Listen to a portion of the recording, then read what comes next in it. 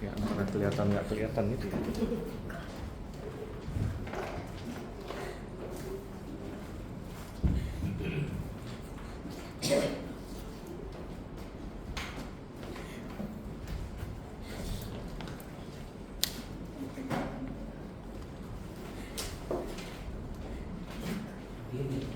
Hah? Biru lebih kelihatan. Ya, tapi kalau di sini dia ada kayak, ya tapi pakai biru aja. Oke, baik. Sekali lagi saya ucapkan selamat pagi kepada kita semua, dan kita akan memulai sekolah minggu dewasa kita pada hari ini. Coba kita lihat lembar isian kita yang ada di belakang, dan ya. Moga-moga cukup. Saya ada bikin agak lebih, tapi karena kelas Pak Sumento tidak ada, kadang-kadang ini yang pada ada yang join di sini. Jadi Pak Sumento sedang pelayanan di RPC. Nanti kalau tidak cukup, nanti saya minta satu orang fotokopikan lagi ya. Kalau misalnya saya sudah print lebih sebenarnya. Oke, dan ya mati ya. Gensetnya atau apa dia mati? Gensetnya jatuh. Gensetnya itu bisa jatuh ya. Padahal genset kita beli supaya tidak jatuh.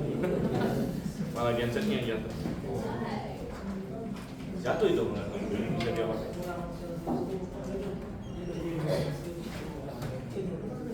Ini masih nyala. Oh, di kanan. Kalau ke sini.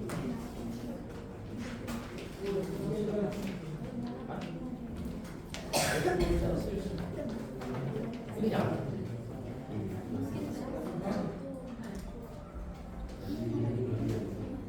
Yang itu nyala. Oh, dia mati jatuh satu fase biasanya. Yang sini kan 3 fase. Mati satu fase ya. Oke, sambil kita menunggu, ada beberapa teman yang akan mencoba untuk membereskan dan juga minta pertolongan Tuhan juga. Kita buka di dalam Wahyu pasalnya yang ke-16 di sini. Dan kita akan baca terlebih dahulu ayat 1 sampai 21. Atau kita baca ayat 1 sampai 11 dulu. Ya, 1 sampai 11 dulu sampai dengan cawan kelima. Habis itu baru kita lanjutkan nanti cawan ke-6. Dan saja kita baca silih berganti. Wahyu pasal 16 ayat 1 sampai dengan ayat yang ke-11. Dan saya akan mulai. Jemaat sekalian silakan mengikuti dengan ayat selanjutnya. Dan aku mendengar suara yang nyaring dari dalam bait suci berkata kepada ketujuh malaikat itu, pergilah dan tumpahkanlah ketujuh cawan murka Allah itu ke atas bumi. Maka pergilah mereka yang pertama, dan ia menumpahkan cawannya di atas bumi. Maka timbullah bisu yang jahat dan yang berbahaya bagi semua orang yang memakan darah dari binatang itu dan yang menyembah patungnya. Dan malaikat yang kedua menumpahkan cawannya ke atas laut. Maka airnya menjadi darah, seperti darah orang mati, dan matilah segala yang bernyawa yang hidup di dalam laut. Dan malaikat yang ketiga menumpahkan cawannya atas sungai-sungai dan mata-mata air, dan semuanya menjadi darah. Dan aku mendengar malaikat yang berkuasa atas air itu berkata, adil engkau yang ada dan yang sudah ada, engkau yang kudus, yang telah menjatuhkan hukuman ini. Karena mereka telah menumpahkan darah orang-orang kudus dan meradani, engkau juga telah memberi mereka pemerintahan. Hal itu wajar bagi mereka. Dan aku mendengar mezbah itu berkata, Ya Tuhan Allah yang Maha Kuasa, benar dan adil segala penghakiman-Mu. Dan malaikat yang keempat menumpahkan cawanya di atas matahari, dan kepadanya diberi kuasa untuk menghanguskan manusia dengan api. Dan manusia dihanguskan oleh panas api yang dahsyat, dan mereka menghujat nama Allah yang berkuasa atas malapetaka itu, dan mereka tidak bertobat untuk memuliakan Dia. Dan malaikat kelima menumpahkan cawanya di atas tahta binatang itu, dan kerajaannya yang menjadi gelap, dan mereka menggigit mereka karena kesakitan. Dan mereka menghujat Allah yang di sorga karena kesakitan dan karena bisul mereka, tapi mereka tidak bertobat dari perbuatan-perbuatan mereka. Oke, kita sampai sana dulu, kita berdoa. Saya minta Rio untuk bikin doa. Mari kita bersatu dalam doa. Ya Tuhan, terima kasih karena telah memimpin kami untuk datang dalam sekolah minggu dewasa kami, dan sebentar kami akan mengulas tentang kitab Wahyu. Ya Tuhan, Tuhan kita pimpin pasti Tuhan yang menjelaskan agar dapat menjelaskan dengan baik pada kami, dan kiranya Tuhan pimpin kami agar kami dapat mendengarkan dengan baik ya Tuhan. Di dalam nama Tuhan Yesus kami berdoa, amin. Amin. Baik, dan yang lalu kita mempelajari Wahyu pasal 15. Di Wahyu pasal 15 itu sedang mempersiapkan 7 malapetaka terakhir yang akan Tuhan lancarkan ke atas bumi, seiring dengan secara simboliknya adalah dituangkannya 7 cawan di situ. Jadi Tuhan memakai, masih ingat pembukaan meterai, ya, pembukaan meterai. Dan ini melambangkan apa kalau meterai? Meterai itu melambangkan sesuatu yang tadinya tertutup. Jadi meterai agak sedikit beda ya dengan yang kalau kita hari ini dipikirkan meterai. Kalau kita hari ini dipikirkan meterai itu kayak perangko. Itu meterai kita hari ini. Udah naik kan dari 6.000 jadi 10.000 sekarang. Meterai 10.000 terus tanda tangan. Itu adalah konsep kalau kita pikir meterai, itu meterai zaman sekarang. Tapi meterai zaman dulu bukan seperti itu, bukan seperti perangko. Ya, meterai dulu itu lebih cocok disebut segel. Ya, segel kayak misalnya kita beli aqua ada segelnya. Nah, itu lebih mirip seperti itu, tapi waktu itu bukan pakai plastik tentunya. Meterai pada waktu itu dia pakai semacam lilin. Jadi pakai lilin kemudian dicap. Ya. Biasanya untuk menyegel dokumen. Jadi dokumen pada waktu itu digulung-gulung, kemudian gulungannya diikat, kemudian talinya dikasih wax atau kayak semacam lilin begitu ya. Kemudian akan ditempel dengan stempel si pemilik gitu. Nah, jadi dokumen ini tidak bisa dibuka kecuali kalau meterainya dirusak, dan dia nggak bisa bikin yang baru lagi karena dia nggak punya stempelnya. Intinya kalau sampai stempelnya diambil orang ya udah tinggal dibuka bikin baru lagi gitu. Tapi karena dia tidak punya stempelnya, dia nggak bisa membuka ini tanpa memberitahu semua orang bahwa itu sudah terbuka. Nah, jadi itu fungsi meterai pada waktu itu, dan Tuhan menggunakan ilustrasi meterai, 7 meterai dibuka 7 meterai, berarti ada 7 hal, 7 meterai ini yang Tuhan simpan untuk masa tribulasi, yang Tuhan persiapkan masa tribulasi yang tadinya belum Tuhan sikapkan. Kemudian setelah itu ada peniupan sangkakala. Ya, peniupan sangkakala. Dan sangkakala melambangkan apa? Atau untuk apa sangkakala? Sangkakala pada itu adalah semacam untuk menyatakan suatu event, suatu kejadian. Dalam Alkitab, sangkakala dibunyikan pada peristiwa-peristiwa yang khusus, yang khas, misalnya pada hari raya atau pada waktu Israel menyerang Yeriko, mereka ada pakai sangkakala di situ.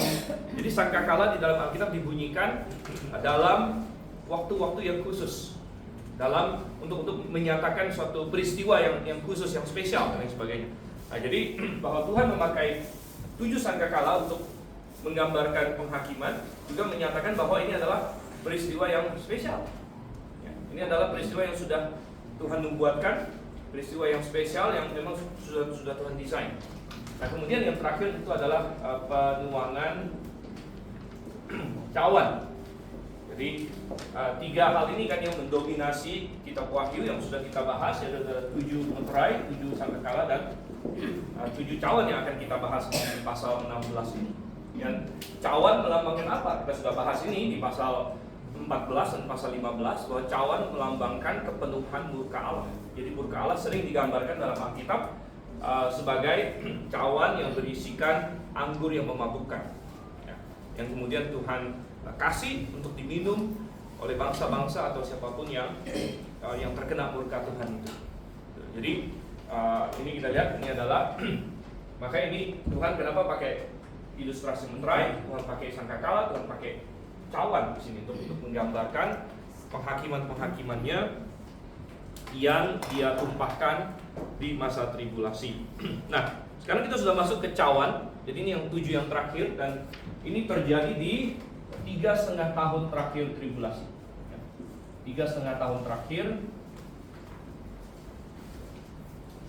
dan kita tidak dikasih tahu persis kapannya, tapi di dalam rentang waktu ini akan terjadinya. 3,5 tahun masih cukup lama, ya, masih cukup lama, tapi ada 7 cawan yang akan dituangkan pada masa itu. Nah, apa-apa saja di sini? Kita melihat ayat yang pertama, dan aku mendengar suara yang nyaring dari dalam bait suci. Suara siapa ini? Suara yang nyaring dari dalam bait suci ini. Ya, kita menjadi jelas suara siapa ini kalau kita lihat ayat sebelumnya, pasal 15 ayat yang ke-8. Karena di teks aslinya kan tidak ada pembagian pasal sebenarnya. Jadi di pasal 15 ayat 8, ya, bunyi apa? Dan bait suci itu dipenuhi asap karena kemuliaan Allah dan karena kuasanya, dan seorang pun tidak dapat memasuki bait suci itu sebelum berakhir ke-7 malapetaka dari ke-7 malaikat itu. Jadi karena kemuliaan Allah, dan ini pernah terjadi minimal 2 kali tercatat dalam Alkitab, dan kita asumsikan terjadi 3 kali, yaitu setiap kali orang Israel mendirikan kemah suci atau bait suci. Ingat bahwa kemah suci atau bait suci melambangkan yang di sorga. Nah, waktu mereka pertama bikin kemah suci, Musa bikin kemah suci di padang gurun, ketika kemuliaan Tuhan masuk di situ, nggak ada yang bisa bertahan, semua harus keluar. Nah, ini terjadi kedua kali ketika Salomo membangun bait suci. Ketika dia berdoa mendedikasikan bait suci itu, kemuliaan Tuhan sekali lagi masuk, yang disebut sebagai Shekinah glory, kemuliaan Shekinah di situ. Dan pada saat kemuliaan Tuhan masuk di situ, juga tidak ada yang bisa bertahan, dan semuanya harus keluar. Dan walaupun tidak tercatat, tapi kita asumsikan itu terjadi juga pada bait suci yang kedua, bait suci yang kedua, yaitu yang didirikan oleh Zerubabel setelah pembuangan, ya, walaupun Alkitab tidak eksplisit mengatakannya. Nah, tetapi ini terjadi pada bait suci yang di sorga, ya, bait suci yang di sorga, ya, jadi dan karena tidak ada orang yang bisa masuk, berarti suara dari dalam itu berarti suara siapa dong? Ya, suara Tuhan, suara Allah, gitu ya. Jadi itu adalah isian kita di ayat yang pertama. Suara nyaring dari bait suci pastilah suara Tuhan sendiri atau Allah sendiri. Dan sekali lagi menegaskan bahwa para malaikat ini hanyalah pelayan dan pelaksana murka Allah. Jadi walaupun ada 7 malaikat yang menuangkan ke-7 cawan ini, pada ujungnya malapetaka ini bukan berasal dari mereka. 7 malaikat ini bukanlah sumber dari murkanya, bukanlah sumber dari malapetaka ini, tetapi mereka hanyalah pelayan dan pelaksana saja, ya, dan sumbernya adalah Tuhan sendiri, ya. Oke. Dan kita mulai melihat bagaimana Tuhan mendatangkan malapetaka yang luar biasa di sini. 7 malapetaka. Malapetaka yang pertama apa? Itu di ayat yang kedua. Pergilah malaikat yang pertama yang menuangkan cawannya ke atas bumi. Nanti akan sangat menarik kalau kita perhatikan tiap-tiap cawan dituangkan di tempat yang berbeda. Nah, jadi cawan yang pertama dituangkan ke atas bumi. Ini biasanya kalau cerdas Alkitab bisa ditanya, gitu ya. Kita kalau mahasiswa eksegesis Wahyu ditanya, gitu kan. Cawan pertama dituangkannya kemana? Gitu. Cawan pertama dituangkan ke atas bumi. Lalu timbullah bisul yang jahat dan berbahaya pada semua orang yang memakai tanda dari binatang itu dan yang menyembah patungnya. Di poin nomor 2 kita, sama seperti di Mesir dulu. Masih ingat kapan di tempat lain di Alkitab Tuhan ada menuangkan atau melancarkan tulah-tulah, malapetaka. Tentu yang paling terkenal adalah di Mesir. Yang paling terkenal adalah di Mesir. Tapi kita bilang bahwa malapetaka yang terjadi di Mesir itu hanya tipologi, atau istilahnya itu real terjadi. Kita tidak bilang itu bohongan, ya. Itu kita sangat percaya bahwa apa yang terjadi di Mesir, 10 tulah di Mesir itu benar-benar terjadi. Ya, tapi itu belum ada apa-apanya. Itu hanyalah gambaran, bayangan dari malapetaka yang Tuhan akan jatuhkan ke atas dunia yang menolak Dia, ya. Dan yang memberontak terhadap Dia di sini. Dan sama seperti di Mesir dulu, Tuhan mengadakan pembedaan dalam tulah yang Ia datangkan. Ingat waktu di Mesir ada malapetaka tertentu yang hanya menimpa orang Mesir saja, dan tidak menimpa umat Tuhan pada waktu itu, yaitu Israel. Dan demikian juga di masa tribulasi di 3,5 tahun terakhir ini, 7 malapetaka cawan, kita melihat Tuhan memberikan perbedaan, ya.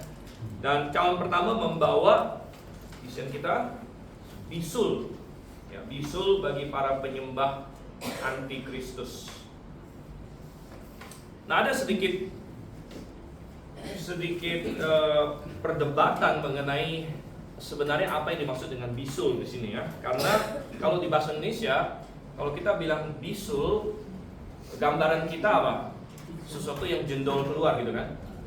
Misal ada bisul nih, ya, bisul di mana gitu kan. Nah, itu dia menjendol keluar, bisul. Nah, tetapi dalam bahasa aslinya sebenarnya dia memakai kata ulkus. Dia memakai kata ulkus, dan kalau di dunia kedokteran, ulkus itu bukan menjendol keluar. Ulkus itu dia menggerus ke dalam, jadi kayak luka begitu, kayak semacam luka yang terbuka, luka yang sakit lah begitu, ya. Jadi itu namanya ulkus. Apa tadi? Luka diabetes bisa sering menimbulkan ulkus, kalau diabetesnya tidak terkontrol dan sebagainya, gitu ya. Jadi kalau dalam KJV, kalau saya tidak salah dia pakai istilah sore, ya, atau ini. Nah, tapi intinya bisul ini entah dia menjendol keluar atau dia menggerus ke dalam, pokoknya sesuatu yang sakit bagi orang yang kena. Di sini disebut sebagai bisul yang jahat. Ini, ya, sebagai bisul yang jahat, artinya sangat sakit. Jadi, dan kadang-kadang memang hal kecil bisa membuat kayak seluruh tubuh kita itu kayak lumpuh gitu. Paling kecil saja, saya beberapa tahun terakhir kadang-kadang kena asam urat, ya. Walaupun hanya kena satu sendi yang kecil saja, gitu ya. Wah, itu kayak seluruh tubuh rasanya udah nyut-nyutan, gitu ya, dan udah nggak enak begitu. Ya. Nah, dan ada hal-hal kecil yang bisa menyebabkan kita sangat menderita. Dan di sini dikatakan ya bisul atau ulkus ini jahat, sini, ya. Dan dia terkena kepada siapa? Semua orang yang memakai tanda dari binatang itu. Jadi ini kembali memberitahu kita bahwa ini terjadi setelah 3,5 tahun terakhir, karena kalau kita masih ingat dari zaman di masa tribulasi kan 7 tahun total. 7 tahun total, 3,5 tahun pertama, kemudian di tengah sinilah antikristus masuk ke dalam bait suci. Memang antikristus sudah ada di sini, tapi dia baru menguasai bait suci di pertengahan.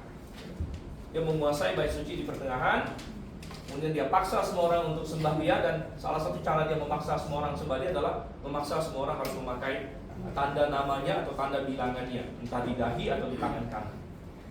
Nah, itu baru dimulai di tengah, dan kita tidak tahu butuh berapa banyak waktu untuk program ini terimplementasikan ke seluruh dunia, ya. Tapi makanya saya ada bilang juga bahwa seperti pandemi yang kita lalui ini,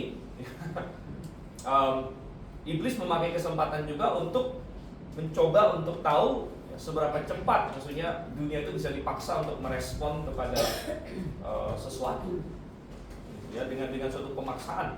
Karena waktu pandemi itu kita sempat semua dipaksa kalau tidak pakai peduli lindungi, gitu kan, ya, kita nggak bisa kemana-mana. Masuk mall aja nggak boleh. Tergantung kucing-kucingan sih kadang-kadang. Jadi saya suka waktu itu saya coba dulu nggak pakai gitu kan. Kalau di stop satpam baru saya keluar. Tapi kalau ada satpam yang ini saya lewat-lewat aja. Jadi tapi ya ya saya tidak berkata bahwa peduli lindungi itu tanda antikristus, bukan ya. Tapi dalam pengertian bahwa waktu antikristus akan berkuasa itu akan lebih hebat lagi. Nah, ini hanya cicipan-cicipan awal ya, sistemnya itu dimatangkan, sistemnya dimatangkan ya.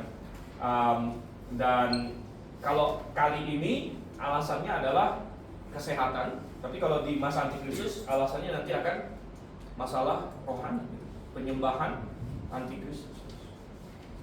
Siapa yang akan mendukung antikristus, siapa yang tidak, gitu ya. Dan jadi Tuhan sengaja kenakan pada orang yang memakai tanda binatang itu karena berarti mereka setuju untuk menyembah antikristus. Dan Tuhan bisa lakukan ini dengan banyak cara, ya, bisa secara natural, bisa secara supranatural. Secara natural bisa karena mungkin untuk bikin tanda itu kita nggak tahu apakah dia ada injeksi, apakah itu sejenis tato, apakah itu sejenis injeksi ada chip kah atau apakah ya, tapi di situ bisa ada infeksi dan lain sebagainya yang menimbulkan ulkus atau bisu, gitu ya. Jadi Tuhan bisa pakai cara-cara natural, Tuhan bisa pakai cara supranatural tentunya untuk melakukan ini. Kemudian kita lihat cawan yang kedua ya. Tapi satu hal yang membuat kita bersukacita adalah bahwa orang-orang yang percaya tentunya pada waktu itu tidak akan memakai tanda ini kan. Jadi mereka tidak akan terkena kepada malapetaka dari cawan yang pertama. Cawan yang kedua dituangkan ke atas laut sekarang. Nah, ini tadi saya bilang kita perhatikan ya, cawan pertama dituang ke atas bumi, cawan kedua dituang ke atas laut. Dan apa yang terjadi? Ya, maka air laut menjadi darah. Ya, seperti darah orang mati, matilah segala yang bernyawa yang hidup di dalam laut. Wow, ini luar biasa sekali. Poin nomor 3 kita, cawan yang dituangkan oleh malaikat kedua menjadikan semua laut menjadi darah. Semua laut menjadi darah. Dan ini adalah hukuman yang lebih berat daripada hukuman. Masih ingat nggak? Ada kapan lagi yang laut menjadi darah juga? Di kitab Wahyu juga. Ya. Coba kita buka Wahyu pasalnya yang ke 8.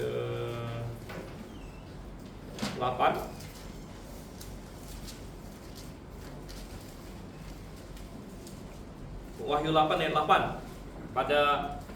Pada penghakiman sangkakala. Ya, sangkakala. 8 ayat 8. Lalu malaikat yang kedua meniup sangkakalanya, dan ada sesuatu seperti gunung besar yang menyala-nyala oleh api dilemparkan ke dalam laut, dan sepertiga dari laut itu menjadi darah. Jadi sudah pernah dalam sangkakala yang kedua, tapi pada waktu itu hanya sepertiga laut yang menjadi darah. Sedangkan yang di cawan kedua ini semua laut menjadi darah. Sehingga dalam misian kita ini hukuman yang lebih berat daripada hukuman sangkakala. Ya. Lebih berat dari yang sangkakala kedua. Ya. Secara lebih spesifik, lebih berat daripada hukuman sangkakala kedua. Dan menegaskan bahwa meterai, sangkakala dan cawan tidaklah sama, karena salah satu cara orang menafsirkan kitab Wahyu. Ada sebagian orang menafsirkan kitab Wahyu dengan berkata bahwa meterai, sangkakala dan cawan ini sebenarnya sama, gitu. Ini hanya mengulang-ulang saja. Jadi kayak rekapitulasi. Jadi apa yang terjadi? Pertama digambarkan meterai, kedua digambarkan sangkakala, ketiga digambarkan cawan. Dan sebenarnya semuanya sama saja. Gitu. Tapi teori ini banyak kelemahannya, sangat banyak kelemahannya. Ya, antara lain adalah bahwa karena memang isinya beda-beda kalau kita perhatikan. Di mana sangkakala dikatakan sepertiga laut menjadi darah, sementara cawan dikatakan semua laut menjadi darah. Ya. Nah, mungkin ada yang bertanya, apakah itu mungkin terjadi?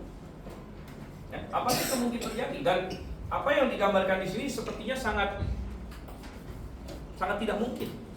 sangat bombastis. Apa mungkin semua laut menjadi darah gitu kan? Sepertinya tidak masuk akal.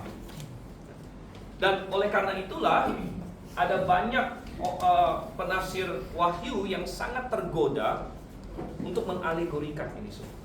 Ya, jadi kita yang percaya pre-milenial, ya, kita di awal sekali kitab wahyu, waktu kita mulai belajar kitab wahyu, sudah berapa lama yang lalu? Udah ada setahun belum kita belajar kitab wahyu? Mungkin ada ya. Tapi di awal sekali saya sudah berkata bahwa salah satu prinsip penafsiran kita adalah kalau sesuatu itu bisa dipahami secara literal dan bisa kita, maksudnya tidak ada halangan kita terima secara literal, kita terima secara literal. Jadi kita tidak mencoba mengalegorikan apa yang tidak perlu dialegorikan dalam kitab wahyu. Ada nggak alegori kitab wahyu? Ada. Kita bilang ada alegori dalam kitab wahyu, tapi teks akan membuatnya jelas biasanya. Misalnya teks akan bilang inilah suatu pertanda bagi kamu dan sebagainya. Nah, di situ kita oh ya, mungkin ini adalah alegori. Gitu ya. Tetapi ketika misalnya teks tidak mengindikasikan bahwa perlu ada alegori, kenapa harus kita alegorikan? Gitu. Dan tetapi banyak orang mendekati kitab wahyu dengan berkata, oh ini semuanya alegori. Kenapa mereka berkata demikian? Karena mereka sulit mempercayai apa yang tertulis. Ya, bahwa kalau ini terjadi secara literal, tidak masuk akal bagi mereka. Ya, bahwa seluruh laut bisa menjadi darah, nanti kita akan baca lagi seluruh sungai menjadi darah. Bagi mereka itu tidak masuk di dunia modern sekarang ini, yang menurut mereka sudah ada sains dan lain sebagainya. Jadi karena itu tidak masuk, mereka yaudah ini mungkin bukan bicara soal laut yang literal, mungkin laut ini alegori akan sesuatu misalnya. Lalu mereka mungkin berbicara, oh mungkin laut menjadi darah maksudnya mungkin oh itu berbicara mengenai misalnya ya perang dunia kedua di mana orang-orang mati begitu banyak sehingga bagaikan darahnya bagaikan laut dan lain sebagainya. Nah, ini cara-cara ini sebagian orang menafsirkan kitab wahyu seperti itu. Gitu ya. Jadi mereka mengalegorikannya. Ya, tetapi jawaban kita adalah begini. Hal-hal yang luar biasa di dalam Alkitab itu bukan hanya ada di kitab wahyu. Sampai sejauh mana kita mau mengalegorikan? Kalau misalnya standar kita adalah kalau sesuatu itu tidak masuk akal atau tidak masuk sains atau terdengar luar biasa, jadi kita alegorikan saja. Sampai kemana kita mau tarik itu? Gitu kan? Contoh hal-hal lain yang luar biasa dalam Alkitab yang mungkin tidak masuk sains atau tidak masuk akal. Misalnya, yang nggak usah jauh-jauh, 10 tulah di Mesir. Makanya minggu lalu saya sudah bilang, kalau kita menerima 10 tulah di Mesir itu literal, yang orang liberal tidak terima. Kenapa kita tidak menerima tulah-tulah di kitab wahyu sebagai literal? Dan masih banyak lagi yang lain. Orang Israel menyeberang Laut Merah. Katanya Tuhan memakai angin sehingga laut terbelah menjadi dua dan ada jalan kering. Itu masuk akal tidak? Itu maksudnya sesuai dengan dan banyak kritik Alkitab akan berkata itu fiksi. Banyak kritik Alkitab tidak akan percaya itu. Dan mereka bilang itu mustahil. Dan banyak lagi yang lain. Apakah orang Israel keliling kota Yeriko 7 hari lalu teriak-teriak, tiba-tiba tembok kota Yeriko jatuh? Apakah itu masuk akal atau haruskah kita mengalegorikan itu? Lalu ketika Yosua berseru matahari diamlah di Ayalon di situ. Dan dia menyuruh matahari berhenti. Nah, itu harus kita alegorikan atau itu benar-benar terjadi? Jadi poin saya adalah bahwa bukan hanya di kitab wahyu ada hal-hal yang luar biasa, melainkan di seluruh Alkitab ada hal-hal yang luar biasa. Termasuk kematian, yang paling penting bagi iman kita adalah kematian, penguburan, dan kebangkitan Yesus Kristus. Sentral dari iman kita adalah hal yang tidak bisa dijelaskan oleh sains. Sentral dari iman kita adalah hal yang menurut nalar manusia tidak mungkin, bahwa ada orang yang sudah mati kemudian bangkit kembali.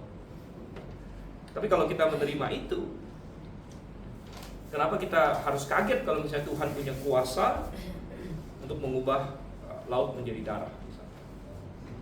Nah, kita tidak perlu kaget akan hal itu. Ya, dan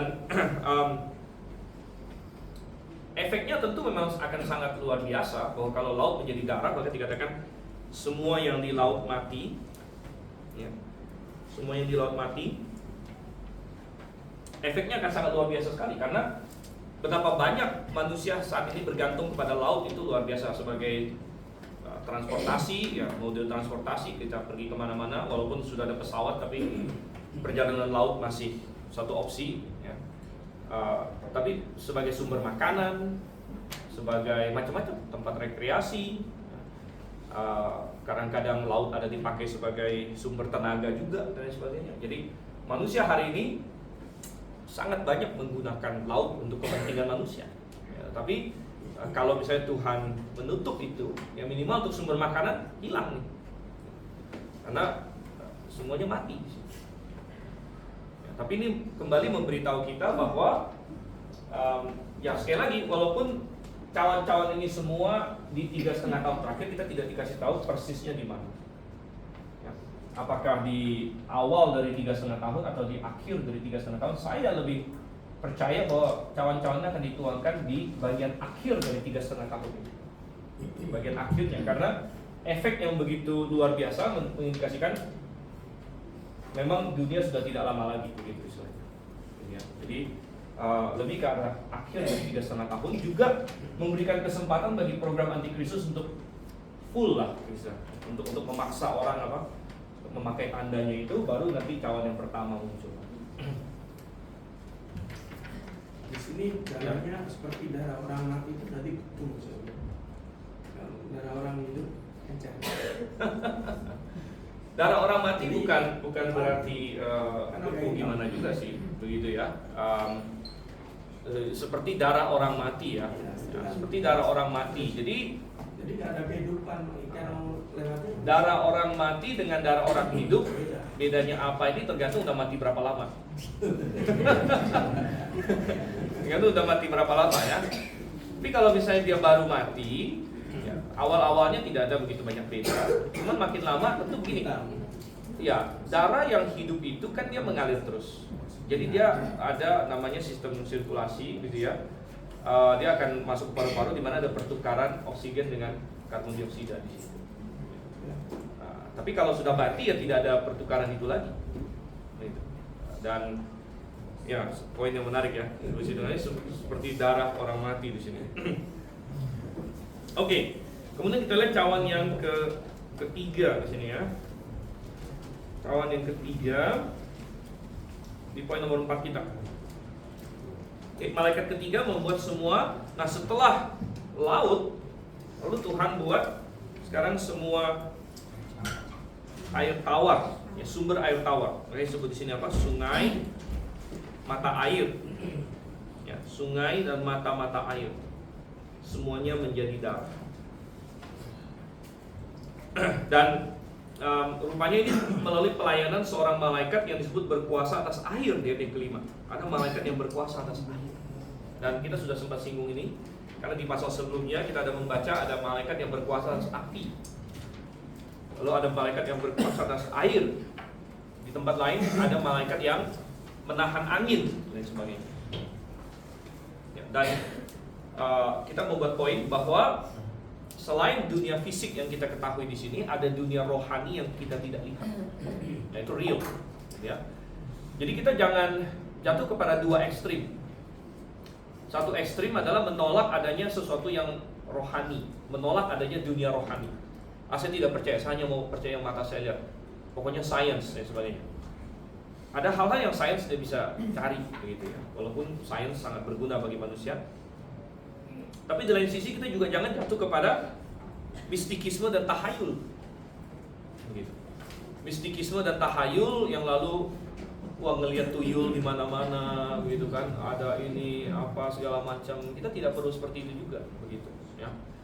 Tetapi kita berdasarkan Alkitab saja. Alkitab memberitahu bahwa Tuhan selain menciptakan manusia dan menciptakan malaikat. Dan aktivitas rohani yang terjadi sekeliling kita adalah karena malaikat-malaikat itu. Nah, malaikat ada dua, ada malaikat yang memberontak sama Tuhan kategorinya, dan ada malaikat yang setia kepada Tuhan. Dan yang puji syukur adalah malaikat yang setia kepada Tuhan sebenarnya membantu orang-orang percaya. Itu yang Alkitab ajarkan. Dan mereka punya tanggung jawab mereka, dan kita nggak usah pusing dengan tanggung jawab mereka. Karena Lalu ada banyak orang Kristen terlalu berimajinatif, dia bikin fiksi tentang malaikat pelindungnya, lalu difiksikan gitu kan. Wah, jadi kayak malaikat pelindungnya si ini lagi berperang. Ya mungkin saja, tapi itu tidak diceritakan bagi kita sebenarnya. Nah itu bukan bagian kita gitu untuk ngurusin itu sebenarnya. Nah, tapi kita hanya percaya bahwa ya Tuhan memelihara kita, dan ada aktivitas rohani sekeliling kita. Ya, termasuk dari malaikat yang setia kepada Tuhan maupun malaikat yang tidak setia. Nah, saya sebenarnya pengen seminar nanti kapan-kapan tentang tanggapan Kristen tentang UFO.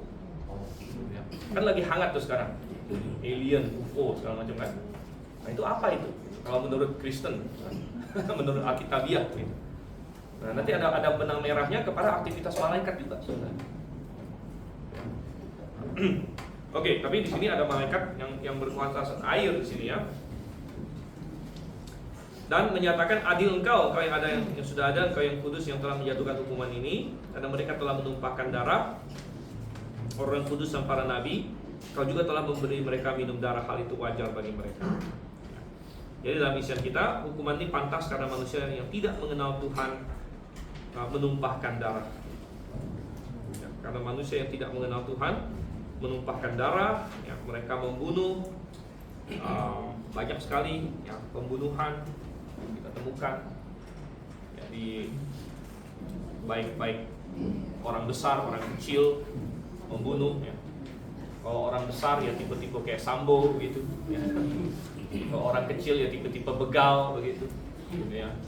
Nah, jadi baik orang besar, orang kecil, ya, bunuh sana sini, termasuk aborsi dan lain sebagainya, itu adalah pembunuhan juga. Jadi begitu banyak dan Tuhan memberi mereka minum darah.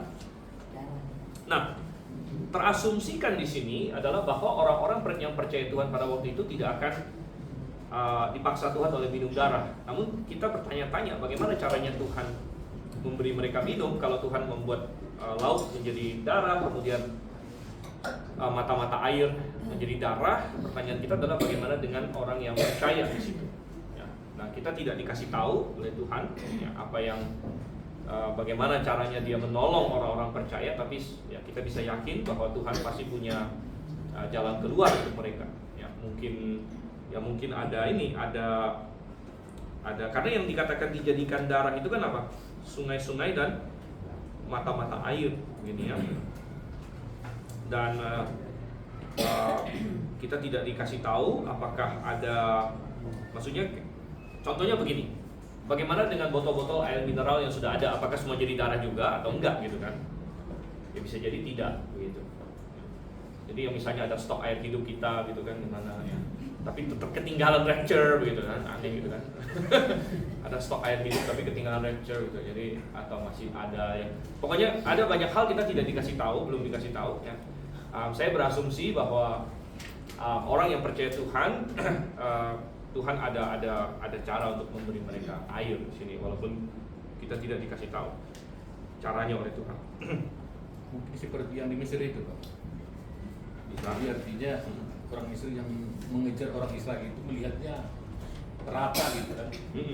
Jadi mungkin orang yang selamat itu yang melihatnya artinya air, tapi yang tidak selamat melihatnya darah kan gitu. Ya, Bisa. macam-macam aja. Macam-macam ya, macam-macam. Ya, atau misalnya Tuhan turunkan hujan di daerah orang yang percaya, gitu kan, sehingga ada tampungan air hujan. Jadi Tuhan punya cara lah intinya untuk melakukan ini. Oke, dan ayat yang ke-7, aku mendengar mezbah itu berkata, ya Tuhan Allah yang Maha Kuasa, benar dan adil segala penghakiman-Mu. Ini di sini ya. Jadi poin nomor 5 kita. Tadi kita bilang walaupun kita tidak tahu detail-detailnya, tetapi penghakiman Allah pastilah akan terbukti pada akhirnya. Ini yang tadi kita bahas. Tuhan itu pasti adil. Tuhan pasti adil dan kita tidak dikasih tahu semua detailnya. Kita hanya dikasih tahu garis besarnya saja. Ya, tapi penghakiman Tuhan pasti akan terbukti adil. Dan ini salah satu hal yang kadang-kadang saya harus imani juga, ya kita harus imani. Kadang-kadang ada orang bertanya begini, bagaimana dengan orang yang tidak pernah mendengar tentang Yesus Kristus? apakah mereka akan selamat atau tidak selamat. Dan berdasarkan apa yang kata Alkitab di zaman perjanjian baru ini, tidak ada nama lain di bawah kolong langit ini yang diberikan kepada manusia untuk bisa diselamatkan selain nama Yesus Kristus. Kisah Rasul 4 ayat 12.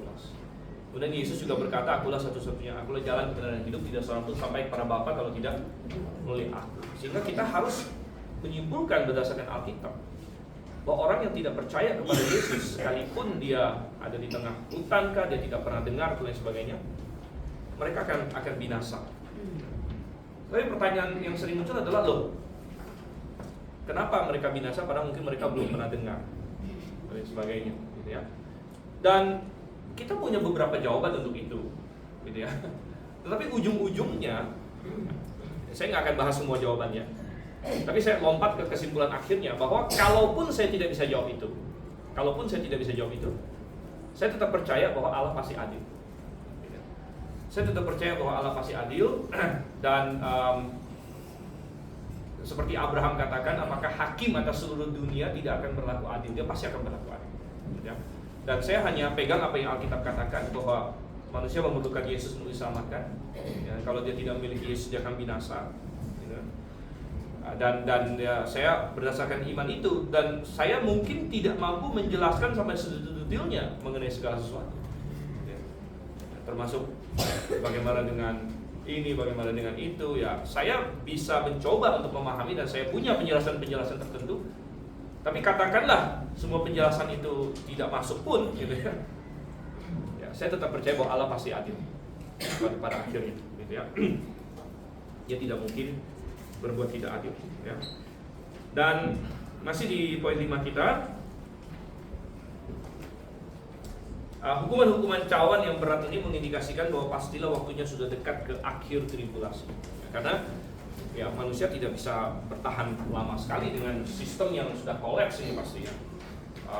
Kalau laut menjadi darah, sungai-sungai menjadi darah, kita bisa membayangkan masyarakat yang panik, ya, masyarakat yang sudah mungkin pemerintah juga sudah kolaps dan sebagainya. Kita bisa membayangkan tatanan sosial yang sudah kacau balau lah pokoknya di masa tribulation itu. Dan